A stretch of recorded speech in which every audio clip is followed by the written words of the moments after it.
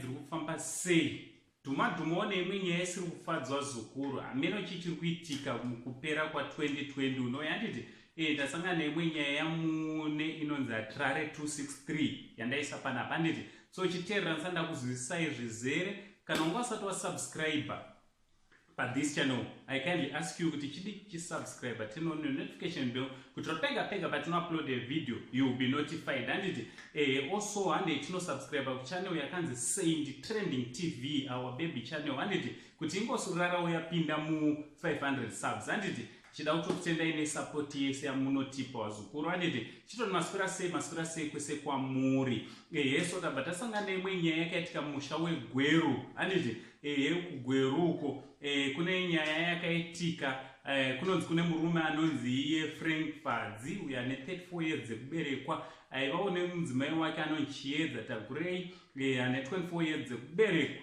Kuri kunzi vaviri ava havana kunzwanana. Mushure mekunge murume musi wa24 adzoka kumba obva asangana nemakondom akashanda mubedroom make. Anditi chinova chinhu chinorwadza zukuru nekuti nyaya yachona haina kuzopera zvakanaka. Vasvika pamurume paakazonzi hanzi according to witness iripo anonzi Linet Rusere kana ndisingakanganise ari kuti zona akanzwa vanhu vachirwisana usiku musi wa24 achizomuka makuseni musi wa25 yave Christmas achida unogogodza kuti kumbirawo mutsvairo. Ubva asvikawo murume achiratidza kuti ari kuzama kuda kumutsa chitunha. Anditi kana kuti mudzimai akanga ave akazvambarara pasi.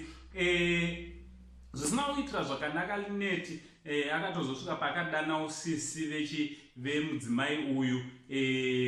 Murume wachona paakabva akonfesa kuti aiwa akanga auraya mudzimai wake akabva atizwa zukuru kureva kuti akatotiza nyaya iyi. Handiti so what do you think wazukuru nenyaya dzekuti varume kana kuti vakadzi ukabata umwe wako kana kuti ukaona zvinhu zvausinganzwisise zvinogona zviri zvinonongedzera kuti pane kubirirana muwanano. Handiti vanhu vopesa varovana, vanhu vopesa vaurayana. What do you think nemaitiro ava wazukuru? Nekuti nyaya idzi dziriko dzakawanda dziri kuitika dzakadai. Ndo nyaya yandango ndikuzivise vazukuru. Ndataura nekumacomments, share and like. Handiti na Uncle Saint, the only Zimbabwean uncle, parizvo notobva tati much love.